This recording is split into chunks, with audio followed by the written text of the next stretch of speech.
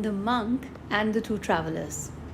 Long, long ago, a traveler was walking from the village on the mountains to the village in the valley. On his way, he crossed a wise old man who was tilling his fields.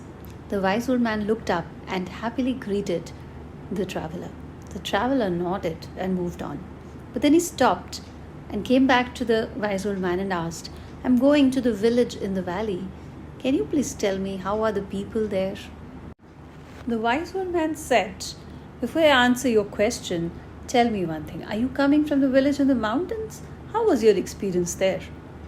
The traveler said, "Oh, it was dreadful. The people there were very unwelcoming. They never greeted me. They never called me to their homes. I was very unhappy and lonely there. I think they don't take well to the strangers." "How is it in the village in the valley then?" The wise old man said, "I'm sorry to tell you, sir, but your experience will be much the same." The traveler hung his head despondently and moved on. The next day, another traveler was crossing the same road. As he reached the wise old man, he greeted him graciously and asked for his well being. The wise old man greeted him back and asked him where he was coming from. So the traveler said, "I'm coming from the village in the mountains, and I'm going to the village in the valley." "How do you think are the people in the valley, sir?" Now the wise old man asked him the same question. "So, sir, how was your experience in the village in the mountains?"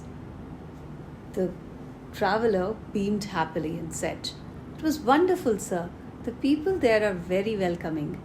When I greeted them, they greeted me back. When I went to the elders, they gave me the much needed advice.